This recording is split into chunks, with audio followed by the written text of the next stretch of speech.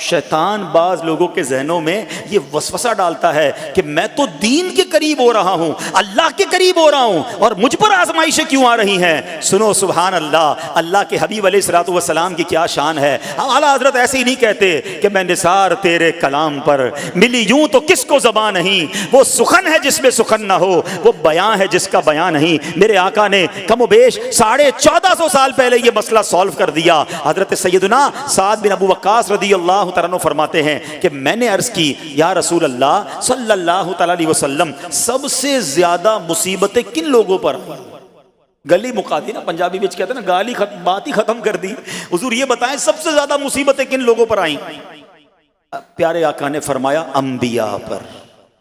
اللہ اکبر، اللہ کے سب سے قریب تو انبیاء ہیں نا، انبیاء پر، پھر ان لوگوں کے بعد جو لوگ بہتر ہیں، پھر ان کے بعد جو بہتر ہیں۔ سنو اب اگلا جملہ، بندے کو اپنی دینداری کے اعتبار سے مصیبت میں مبتلا کیا جاتا ہے۔ اگر وہ دین میں سخت ہوتا ہے اس کی آزمائش بھی سخت ہوتی ہے، اگر وہ دین میں کمزور ہوتا ہے تو اللہ عز و جل اس کی دینداری کے مطابق اسے آزماتا ہے۔ بندہ مصیبت میں مبتلا ہوتا رہتا ہے یہاں تک کہ اس کے دنیا میں ہی اس کے سارے گناہ بخش دیے جاتے ہیں۔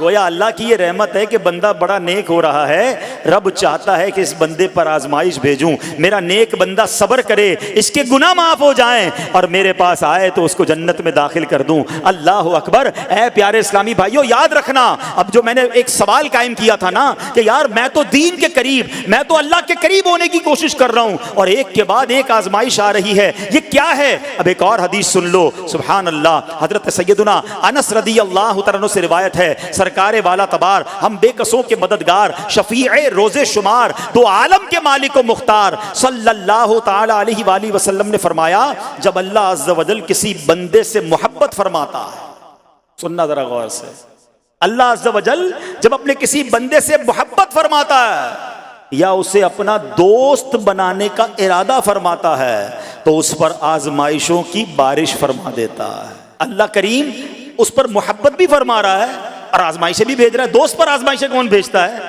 دوست کو تو راحتیں ڈالی جاتی ہیں۔ ہائے ہائے، اب یہی تو امتحان ہے، یہی تو چیک ہے۔ سنو، نبی پاک فرماتے ہیں جب اللہ اس پر آزمائش بھیجتا ہے نا، وہ بندہ اپنے رب کو پکارتا ہے، اے میرے رب عز و جل، تو اللہ فرماتا ہے میرے بندے تو جو کچھ مجھ سے مانگے گا میں تجھے عطا فرماؤں گا، تو جلد ہی تجھے دے دوں گا اور اسے تیری آخرت کے لیے ذخیرہ کر دوں گا۔ سبحان اللہ۔ یعنی اللہ والوں کو آزمایا جاتا ہے، ان کے درجات بلند کیے جاتے ہیں، ان کے گناہ معاف کیے جاتے ہیں۔ تو اے میرے پیارے اسلامی بھائیوں، کبھی بھی یہ ذہن میں خیال مت لانا کہ یار میں دین میں قریب آ رہا ہوں، میری آزمائشیں بڑھ رہی ہیں۔ سمجھ لو امتحان شروع ہو گیا ہے، ٹیسٹ شروع ہو گیا ہے، اب اس ٹیسٹ میں مجھے کامیاب ہونا ہے اور اللہ کے مزید قریب جانا ہے۔ زندگی میں جو گناہ ہو گئے ہیں یہ میرے گناہوں کا انشاءاللہ کفارہ بن جائے گا، میرے درجات کی بلندی کا سبب بن جائے گا۔ اللہ سے عرض کرنا، اے مولا میں تیری رضا پر راضی، میں تیرے فیصلوں پر راضی، اب تک جو دیا تھا تو نے دیا تھا،